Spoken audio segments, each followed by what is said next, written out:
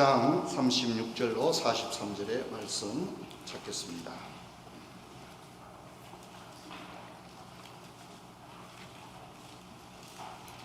욥바에 다비다라 하는 여제자가 있으니 그 이름은 번역하면 도르가라. 선행과 구제하는 일이 심히 많더니 그때 병들어 죽음에 시체를 씻어 다락에 누이니라.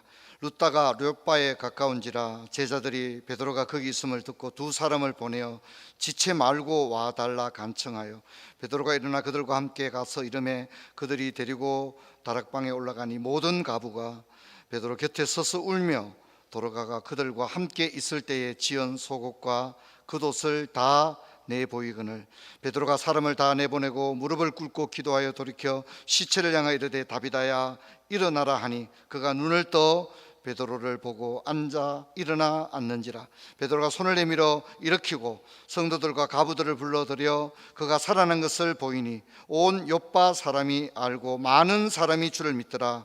베드로가 욥바에 여러 날 있어 시몬이라는 무두장의 집에서 머무니라. 아멘. 사랑하는 성도 여러분, 변화무쌍한 여름 날씨입니다. 여름철에 건강 잃지 않으시도록 유의하시기 바랍니다. 우리는 인생 설교를 듣고 있는데 인생 설교는 사도행전의 고백의 순서를 따라 진행이 됩니다. 지금까지 성부, 성자, 성령 하나님 교회를 살펴보는 가운데 이제 그의 이름은 도르가라 하는 부분을 여러분과 생각하고자 합니다.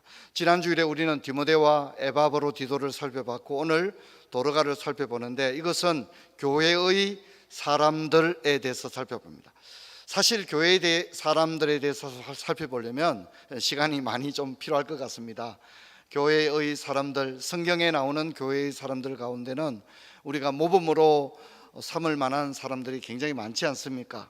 오늘 우리가 살펴보려는 도르가는 현대교회와 그리스도인들에게 특별한 교훈을 주기에 충분한 인물이다, 그렇게 생각합니다. 여러분, 사도행전은 1장부터 3장까지는 오순절 성령 강림 이후에 예루살렘을 중심으로 교회가 발전하고 있는 장면을 보여주는데 복음은 예루살렘에 머문 것이 아니라 유대와 사마리아와 땅끝을 향해 그칠 것 없이 나아가고 있었습니다. 그래서 사도행전 6장을 보면 이제 사도들에 의해서만 하나님 나라가 확장되는 것이 아니라 7 집사들을 통해서도 복음이 전거되는 장면을 보여주고, 그래서 이제 스데반의 순교와 사울의 회심이 교차되면서 복음은 죽음도 두려워하지 않는, 죽음도 막을 수 없는 놀라운 복음의 역동적인 생명력과 능력을 우리 가운데 보여줍니다. 초기의 사역은 베드로가 주도권을 가진 것으로 그렇게 묘사되고 있습니다. 베드로는 예루살렘뿐만 아니라 이제 이방 지역에도 복음의 지평을 넓혀 나갔는데 베드로가 이방 선교의 문을 열어놓았다면 그 베드로가 열어놓은 문을 향하여 들어가서 사도 바울은 더 넓은 지역에 복음을 전하는 장면으로 사도행전은 진행이 되어지고 있습니다. 오늘 우리가 읽었던 9장의 32절부터는 이제 룻다의 에니야가 중풍병으로부터 살아나는 사건이 기록되어 있고 또 욥바의 도르가가 병으로 죽었다가 기적적으로 살아나는 이야기가 나오고 있습니다. 여러분, 우리가 성경의 지명을 많이 알지는 못하지만 그래도 유명한 지명 갈릴리, 나사렛, 가버나움 정도는 알지 않습니까? 거기에 비해서 룻다, 어떻게 자주 듣게 되는 지명입니까? 어떻습니까? 대답이 없으시군요. 자주 좀 듣는 지명입니까? 흔치 않은 지명입니까? 흔치 않은 지명이죠. 우리 룻다 그러면 성경에 어디 있는지 잘 모르잖아요. 룻다, 욥바. 룻다는 이제 유다 내륙에 있는 작은 마을입니다. 그리고 욥바는 지중해 연안에 있는 항구입니다. 무슨 얘기를 하려고 하느냐면 우리가 잘 알지 못하는 지명인 룻다와 욥바에도 교회가 세워졌다는 겁니다. 그 말은 이제 예루살렘의 교회가 이제 유대 고을마다 교회가 세워져 나가고 있구나 하는 것을 우리가 알 수 있고, 여기 에니야라든가 도르가는 불신자가 아니라 교회의 성도들입니다. 교회의 성도들인데 베드로가 그런 유대 고을고을마다 있는 교회들을 방문해서 격려하고 있는 장면을 볼 수가 있습니다. 먼저 우리는 애니야가 중풍병에 걸렸다가 살아난 사건을 읽게 되는데, 이 장면을 보게 되면 베드로가 애니야를 중풍병 가운데서 일으킬 때에 그리스도께서 너를 낫게 하신다, 이렇게 이야기를 하고 있습니다. 베드로가 자신의 능력을 통하여 병자가 낫는 것이 아니라 이 모든 능력의 원천이 그리스도에게 있음을 이야기하고 있는 것입니다. 그리고 이 애니야가 중풍병에서 노임을 받고 난 이후에 룻다와 사론의 사람들이 죽게 돌아오는 역사가 일어났습니다. 이 사건은 간단한 에피소드 같지만 사실 굉장히 중요한 하나의 복음 전파의 하나의 기준을 정해줍니다. 우리가 선교지에 고아원을 세우고 병원을 세우고 미션 스쿨을 세우는 것은 우리가 사회복지라든가 제3세계 교육 사업을 하려는 게 아닙니다. 표면적으로는 그런 일을 하는 거지만 그 모든 사역의 최종 목적은 뭡니까? 영혼을 구원하는 데 있는 줄로 믿습니다. 여러분, 이것을 기억해야 됩니다. 제가 방글라데시의 정익모 선교사님 치타공의 선교센터에 갔을 때 고등학생 한 명이 간증을 했는데 제가 참 은혜가 되었습니다. 여러분, 방글라데시는 대부분 이슬람이고 힌두교입니다. 기독교는 아주 비율이 얼마 되지 않습니다. 그런데 이 고아원에 아이들이 들어옵니다. 그런데 그 아이는 이런 얘기를 했습니다. 그 아이는 산지에 살았는데 산족이었습니다. 그런데 힌두교였습니다. 근데 아버지가 어느 날 자기에게 얘기했습니다. 너 아랫마을에 가서 살지 않겠니? 라고 얘기를 했습니다. 아버지, 왜 제가 고향을 떠나야 하나요? 라고 하니까 아버지가, 얘야, 우리는 가정 형편에 너를 공부를 시킬 수가 없단다. 그래서 네가 아랫마을에 가서 공부를 하면 좋겠다. 아랫마을에 선교사가 운영하는 고아원이 있는데 그 고아원에 가서 네가 초등학교부터 공부를 해보지 않겠니? 라고 했다고 합니다. 그러자 이제 이 아이가 그렇게 말합니다. 아빠, 우리는 힌두교인데 어떻게 기독교의 고아원에 갈 수 있겠어요? 라고 하니까 아빠가 그렇게 말했다고 합니다. 네가 공부만 할 수 있다면 아빠는 그것이 문제가 되지 않는단다. 아빠는 네가 정말 잘 되었으면 좋겠구나. 근데 이 아이가 이제 고아원 생활하면서 고아원에 초등학교 2개가 있고 중고등학교가 있습니다. 그래서 이제 체계적인 교육을 받고 있는데 방학이 되면 이제 산지에 아버지에게로 가면 또 방학 동안에 있을 동안에는 힌두 교인이 돼버리고 또 이제 이렇게 선교센터에 오면 또 찬송도 부르고 예배도 드리고 이제 그런 생활을 한 거예요. 그러다가 이제 아이가 고등학생이 되었습니다. 고등학생이 되면 이제 어떻습니까? 정체성이 이렇게 확립이 되는 그런 시기잖아요. 이제 이 아이가 이제 고민이 되는 겁니다. 나는 어떻게 해야 될까? 나는 힌두교인으로 남을 것인가? 아니면 나는 크리스찬이 될 것인가? 근데 이 아이가 방학에 집에 갔다가 고아원에 안 돌아온 거예요. 그건 뭘 의미하는 거죠? 이제 힌두교에 남겠다는 걸 의미하는 거죠. 그런데 한 학기가 지난 다음에 아이가 부모님한테 이야기를 했다는 거예요. 여러분, 아이가 고아원에서 자라는 동안에 성경 읽고 찬송하고 예배드리고 성경 공부하고 수련회하고 이러는 중에 그 아이도 모르는 사이에 말씀의 씨앗이 그 안에 심기고 그 아이가 믿음을 소유하게 되었던 거예요. 그런데 이제 그 아이가 이제 나는 힌두교로 살 거야 하고 이제 고아원에 돌아가지 않고 한 학기 동안 고향에 머무는 동안 속에서 하나님의 역사들이 일어나는 거예요. 찬송을 부르고 싶고 예배를 드리고 싶고 성경을 읽고 싶은 거예요. 그걸 감출 수가 없는 거예요. 그래서 이 아이가 아버지한테 얘기를 했다는 겁니다. 아버지, 저는 고향을 떠나 아랫마을로 내려가겠습니다. 그건 뭔 얘기죠? 나는 크리스찬으로서 살아갈 겁니다.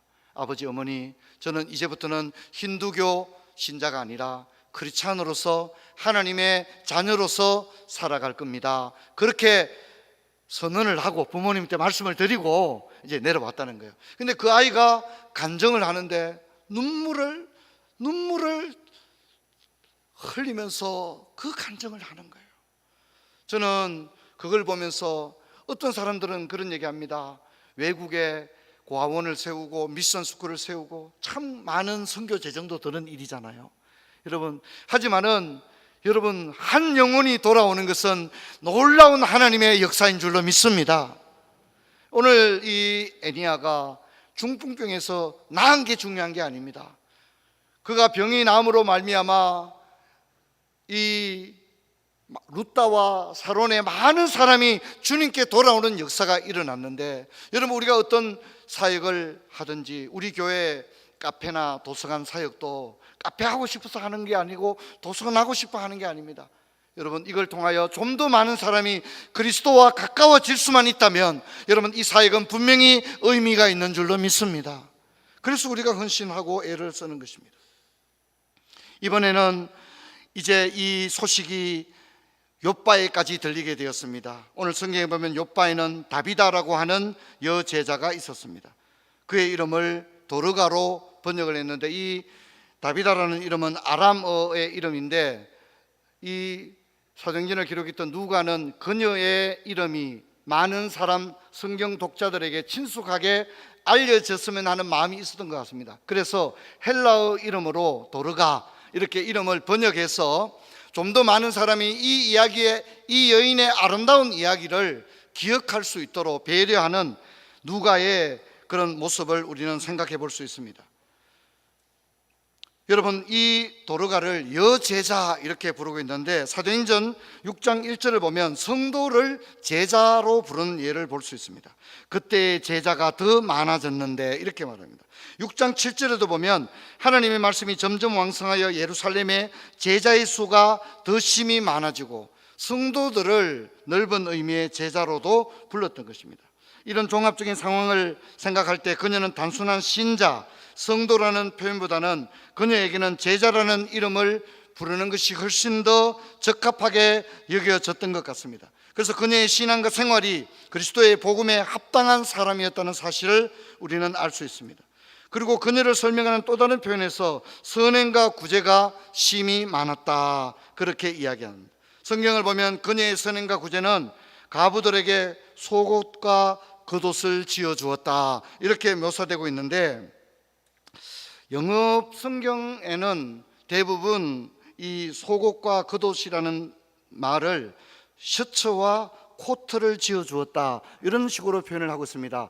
속옷과 겉옷을 지어주었다는 번역과 셔츠와 코트를 지어주었다, 좀 어떤 것 같습니까? 옷에 관심이 별로 없으시군요. 셔츠와 코트를 지어주었다, 이렇게 번역되기도 합니다.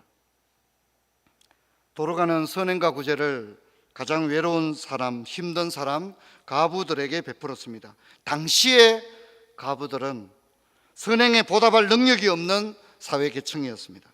즉 도르가는 자신의 선행이 어떤 이익을 염두에 둔 것이 아니었다는 것입니다. 그녀의 선행은 그녀에게 되돌아올 가망이 없었습니다. 하지만 그녀는 아무런 보상을 기대하지 않고 셔츠와 코트를 정성을 다하여 바느질을 하고 옷을 만들어서 가부들에게 줌으로써 그녀들의 삶이 사회적으로 결코 위축되지 않는 일을 위하여, 그녀들의 행복을 위하여 도르가는 셔츠와 코트를 지어 주었습니다. 여러분, 교회는 순수한 동기에서 사역과 헌신을 할 때 교회는 교회만이 가진 고귀함과 아름다움이 지켜줄 수 있습니다. 교회 안에 우리가 시꺼먼 마음을 가지고 봉사를 하고 헌신을 하고 그렇게 직분을 맡고 이러면 교회는 얼마 지나지 않아 라이온스 클럽이 되어버리고 마는 것입니다. 그런데 교회가 고귀하고 아름다울 수 있는 것은 그 어떤 욕심이나 어떤 반대 급부를 보상을 염두에 두고 하지 않아야 한다는 것입니다. 여러분, 우리는 그동안에 사도행전에서 병이 낫고 귀신이 떠나가고 죽은 자가 살아나는 기적을 보았습니다. 그런 기적에 비하면 도르가의 사역과 헌신은 어쩌면 평범해 보입니다. 그녀는 단지 바느질 솜씨를 이용해서 외로운 사람들이 위축된 사회생활을 하지 않도록, 또 좀 당당하게 살 수 있도록 최선을 다하여 아름다운 옷을 그 여인들의 몸에 맞고 맵시가 나는 셔츠와 코트를 지어서 그녀들에게 입혔다는 것입니다. 여러분, 하나님은 우리들에게 기적을 놀라운 기적을 베풉니다. 병이 낫고 귀신을 떠나가는 기적도 베풉니다. 하나님은 초자연적인 기적도 베푸시지만 일상과 삶의 현장에서 평범한 모습을 통하여서도 하나님 자신의 영광을 드러내시고 하나님의 기적을 베풀 줄로 믿습니다. 우리는 영적이어야 하지만 동시에 일상적이어야 하고 하늘을 바라보아야 하지만 땅에 발을 굳건히 딛고 서야 됩니다. 구름 위를 등등 떠다니면 안 됩니다. 신령한 노래를 불러야 하지만 진실한 입술에 투박한 고백도 올려드려야 합니다. 성경을 말해야만 거룩하고 영적인 것이 아니라 요리 이야기, 화초 키우는 이야기, 또 토트넘 손흥민 이야기를 해도 얼마든지 영적일 수 있습니다. 성경 이야기를 하는데도 인간적이고 세속적일 수도 있습니다. 제가 늘 말씀드립니다만 우리가 지금 영적인 공간에, 종교적인 공간 안에, 종교적인 분위기에서 종교적인 찬양을 부르고 종교적인 말씀을 듣는다고 해서 우리가 종교적이거나 영적이지 않을 수 있다는 걸 잊지 말아야 됩니다. 오히려 교회가 훨씬 더 세속적일 수도 있습니다. 이곳이 훨씬 더 세속적일 수 있다는 것입니다.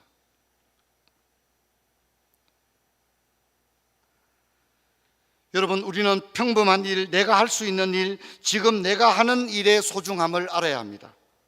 땀 냄새가 나는 재래시장에서도 예수의 한떨기 꽃은 피어날 수 있습니다. 힘든 노동의 현장, 생명을 다투는 병원, 응급실, 아이들이 자라나는 유치원이 가장 성스럽고 거룩한 현장일 수도 있습니다. 여러분, 우리는 사도행전이 주는 제한된 정보 안에서 돌아가라는 이 여성이 어떤 사람이었는지 우리는 정확히 알기는 어렵습니다. 하지만 분명한 것은 그녀가 병을 고치거나 방언을 해서 많은 사람들이 죽게 돌아온 것이 아니라는 사실입니다. 그녀는 단지 성실하게 바느질을 했을 뿐입니다. 예쁜 옷감을 보면 마을에 사는 어떤 여인에게 셔츠를 만들어주면 좋겠다는 생각이 먼저 앞섰고, 돈이 생기면 천과 실을 사놓았다가 추운 겨울에 코트를 입을 수 있도록 한 땀 한 땀 만들었겠죠. 여러분, 그녀는 놀라운 율법 지식으로 하나님께 영광 돌린 것도 아닙니다. 단지 그녀가 어떻게 기도했고 예배 생활을 했는지도 우리는 알 수 없습니다. 단지 그녀는 바느질을 했을 뿐입니다. 제가 양육을 하면 그런 얘기를 많이 듣습니다. 아유, 목사님, 저는 애기 키운다고 하나님 일 지금 한 개도 못하고 있는데 애들 다 키워놓고 나면 그때 내가 하나님 일 하겠습니다. 그렇게 얘기하는 자매님들을 종종 만납니다. 제가 그러면 꼭 얘기합니다. 집사님은 지금 인간이 할 수 있는 가장 성스러운 일을 하고 계십니다. 아이를 키운다는 것은 인간이 할 수 있는 가장 고귀한 하나님의 일이며 이보다 더 고귀한 일은 없습니다. 집사님은 하나님 앞에 가장 아름다운 일을 하고 계십니다.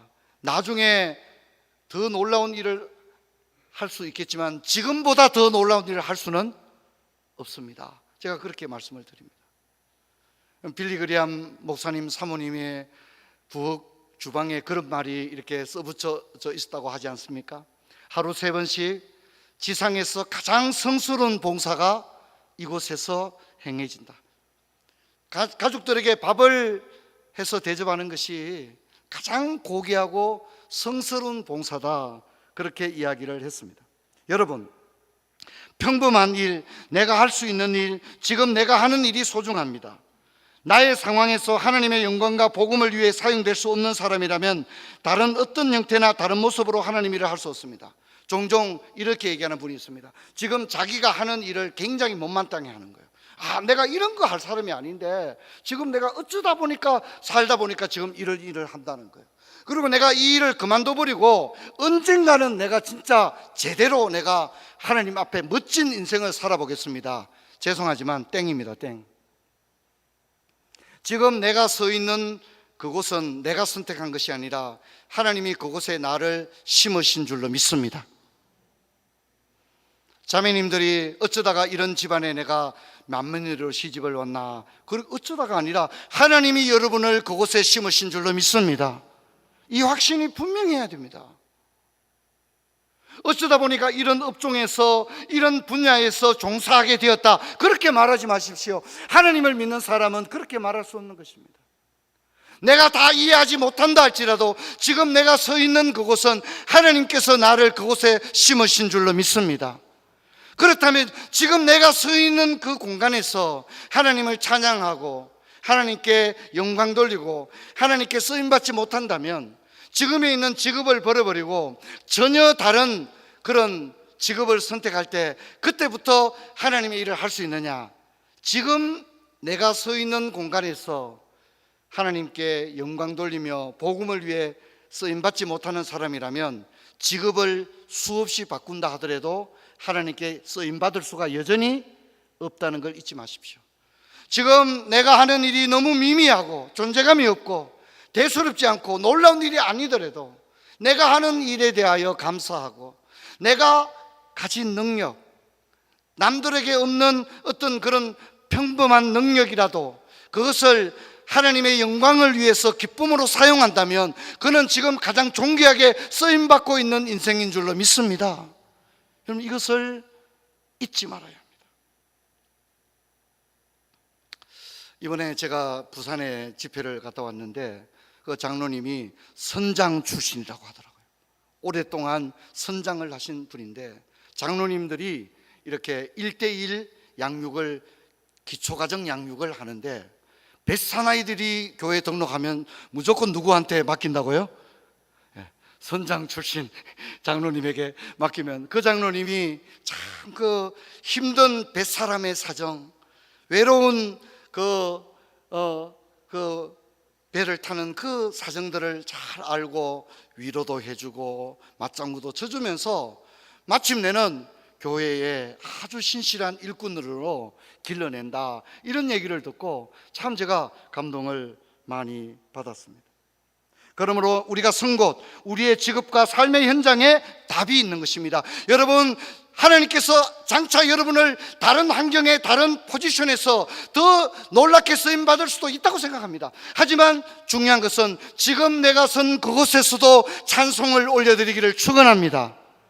지금 내가 있는 그곳에 내가 하는 이 직업이나 나의 어떤 이 소셜 포지션이 내 마음에 들지 않을 수는 있어요. 내가 하고 싶은 것은 영 딴 곳에 있을 수 있어요.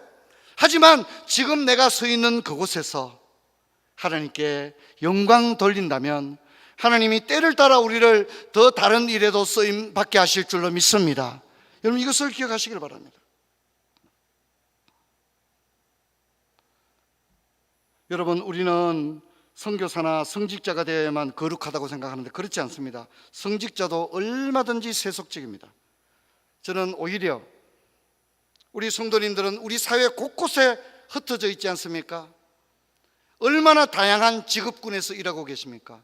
그곳에서 한 명의 성도님이 일상을 말씀으로 살아낸다면 그 성도님의 삶은 너무나도 아름다운 삶이다 생각되어집니다. 우리는 사도행전에 병 고치고 귀신이 떠나가는 놀라운 초자연적 기적만을 맛보지만 이 도르가의 바느질을 통해서 많은 여인들을 섬겼던 이 이야기는 교회가 어떤 곳이어야만 하는가를 우리들에게 균형되게 설명을 해주고 있는 겁니다. 여러분, 도르가의 선행과 구제는 감동을 주는 힘이 있었습니다.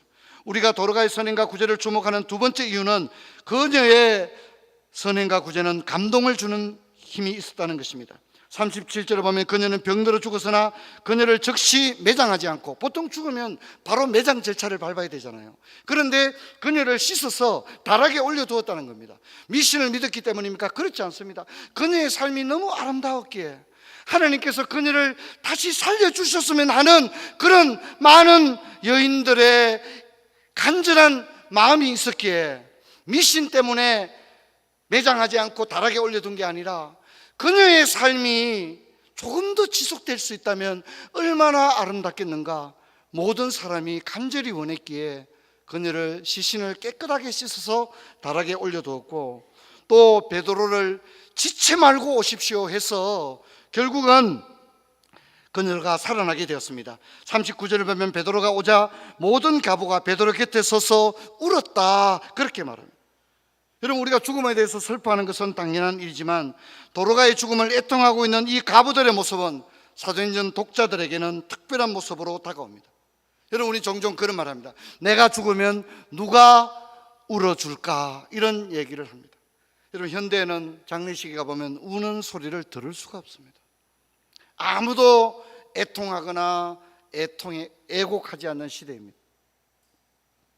베드로 곁에 서서 울던 가부들의 하나님께서 도로가를 살려주셨으면 좋겠어요 라고 울면서 베드로의 간청하는 이 여인들의 모습은 도로가야가 어떤 인생을 살았던 여인인가에 대한 하나의 설명과 성적표와도 같은 것이 아닐까, 그런 생각을 합니다. 여러분, 우리가 죽으면 누가 울어줄까요? 누가 슬퍼할까요? 자신밖에 모르는 세대, 아무도 대신 울어주지 않는 세대, 슬픔에 대하여 공감하지 않는 세대, 심지어 외롭게 죽어가는 고독사가 우리 사회의 모습으로 정착되고 있는 이런 시대를 살아갑니다. 사랑하는 성도 여러분, 우리도 선행과 구제를 합니다. 남을 위해 기도하고 남을 돕습니다. 근데 우리의 선행과 구제에는 감동이 있습니까?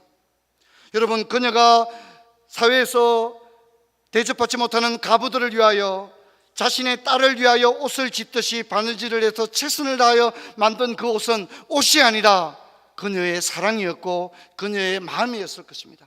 그 옷을 입었던 가부들은 의식주로서의 옷을 얻어 입은 것이 아니라 사랑을 입었기에 그 옷을 입는 것만으로도 그녀들이 생애에서 가졌던 그 고통들을 극복하고 남는 놀라운 메시지가 되었을 것이다, 저는 그렇게 생각합니다.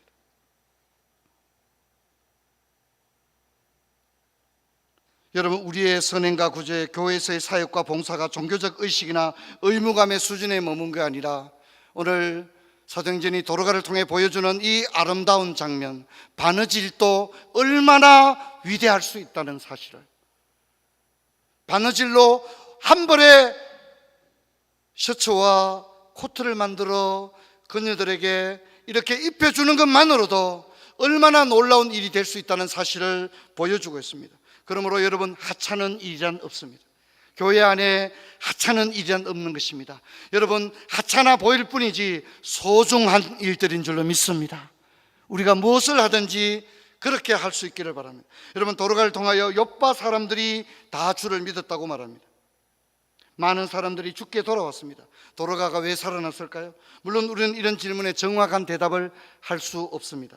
하나님의 뜻과 경륜, 섭리가 있었다, 이 정도의 원론적인 대답을 할 수는 있겠죠. 분명한 것은 그녀가 병에 걸려 죽었지만 수많은 사람들이 그녀가 다시 살아나기를 원했고, 이 기적을 통해 온 요파의 복음의 역사가 일어났고, 그녀의 살아온 인생을 생각할 때 그녀는 다시 살아난 이후에도 여전히 바느질을 했을 것이라 생각되어집니다. 대개의 경우 우리는 그녀와 다른 길을 걷습니다. 우리는 어떻습니까? 병에 걸린 다음에 하나님, 이 병만 고쳐주시면 내가 당장 교회 가서 기도하고 봉사하고 주를 위해 살겠습니다. 우리는 그렇게 합니다. 우리는 아무렇게나 살다가 극단적인 어려움이 오면 하나님 좀 도와주면 안 되겠느냐고 그렇게 얘기합니다. 하나님, 이번에 살려주시면 우리 회사가 어려움에서 벗어날 수 있다면 이제는 남은 생애를 주를 위해 살겠다, 우리는 보통 그렇게 억지를 부립니다. 하지만 도로가는 다시 살아났지만 그전에도 바느질을 통하여 그녀는 많은 가난한 이들을 도왔고, 아마 살아나고 난 이후에도 여전히 그녀는 바느질을 멈추지 않지 않았을까 생각되어집니다. 그러므로 여러분, 우리가 병에 걸릴 수 있죠. 죽을 수가 있죠. 병에 걸렸다가 나을 수도 있고 죽었다가 살 수도 있겠죠. 그러나 그런 게 중요한 게 아닙니다. 이 본문은 어떻게 그녀가 살았을까? 하나님은 왜 그녀를 살려주었을까? 이건 정확한 질문이 아닙니다. 이 질문은 대답을 할 수도 없고 좋은 질문이 아닙니다. 오히려 우리는 이 본문을 통하여 사실 우리는 하루하루를 하나님이 우리 인생을 연장해 주었기에 오늘 기적의 인생을 살고 있는 줄로 믿습니다. 당연하게 살고 있는 게 아니라 이번 생애에 맞이하는 이 여름, 맛있는 냉면과 수박과 팥빙수를 먹을 수 있는 이 아름다운 계절은 당연한 게 아니라는 겁니다. 우리가 집을 떠날 때 신발을 신고 나가서 저녁에 그 신발을 다시 우리 아파트에 들어가서 우리 집 앞에 신발을 벗어놓는다는 보장이 아무도 없습니다. 여러분, 우리가 사는 것 자체가 다 기적인 줄로 믿습니다. 그러므로 여러분, 우리는 어제까지 살았다가 오늘 새 삶을 늘 주님으로부터 부여받고 있는 것입니다. 깔병은 십계명 해설에서 이런 표현을 합니다. 일용할 양식을 달라는 그 기도를 통하여 우리는 매일 우리의 생명과 우리의 땅과 우리의 가족과 자녀들과 함께 살아갈 그 사용권을 연장을 받고 있다, 그렇게 이야기합니다. 그래서 일용할 양식을 달라는 것은 사실 하루치에 모든 누리는 것을 허락받았는데, 일용할 양식을 달라는 그 기도 속에는 그 다음날 내일이 이어지는 것은 하나님께서 그 사용권을 우리에게 연장시켜주고 계신 겁니다. 할렐루야. 그러므로 여러분, 우리는 하루를 감사해야 되는 것입니다. 그리고 또 다른 하루가 시작됐을 때 태양이 떠오르고 아침에 직장에 출근해서 커피 한잔 하면서 하루 일과를 시작할 때 여러분, 마치 죽었다가 살아난 사람이 새로운 일상을 시작하는 것과 같은 우리 생애에 대한 놀라운 격렬한 그런 감동을 가지고 우리의 인생을 살게 되기를 주의 이름으로 축원합니다. 여러분, 그 마음을 가지시길 바랍니다. 그러기에 여러분, 오늘이 중요한 것입니다. 나중에 무슨 일을 하느냐가 중요한 게 아니라 지금 내가 하고 있는 일, 바느질하는 일, 이 일을 통하여 어떻게 하나님을 기쁘시게 할 수 있을까? 오늘 이 하루가 하나님 앞에 내 인생의 설명이 될 수 있어야 하는 것입니다. 그녀는 교회의 사람이었습니다. 특별한 은사를 가진 게 아니지만 심지어 그녀는 병든 중에도 옷을 만들어 헌신하는 인생을 살았을 것으로 생각되어집니다. 우리 모두 그런 사람이 됩시다. 오늘을 삽시다. 내가 서 있는 그 자리가 하나님께서 나를 세워놓은 그 자리라고 생각하고, 그녀가 바느질을 통해서 교회가 이렇게 멋지고 근사하다는 것을 증명시켰다면, 우리는 커피를 내리는 일이나 하초를 가꾸는 일이나 아이들에게 피아노를 가르치는 일들을 통해서도 얼마든지 이곳에 하나님의 나라가 임하는 것을 보일 수 있는 줄 압니다. 우리가 그런 삶을 살아내는 교회의 사람들이 되시기를 주의 이름으로 축원합니다. 자리에서 일어나겠습니다. 아버지, 감사합니다. 오늘 도로가를 통해서 우리가 병을 고치고 방언을 하고 귀신을 쫓아내는 것만이 하나님의 일이 아니라 바느질을 통해서도 얼마든지 아름다운 하나님의 영광을 드러낼 수 있음을 알게 되었습니다. 내게 주어진 것, 내게 허락되어진 범위 안에서 감사하면서 아버지께서 내게 주신 은사와 열정을 따라 무엇을 하든지 하나님의 영광을 위해 살아가는 그런 저희들 되게 하여 주옵소서. 주 예수 그리스도 이름으로 기도하옵나이다. 아멘.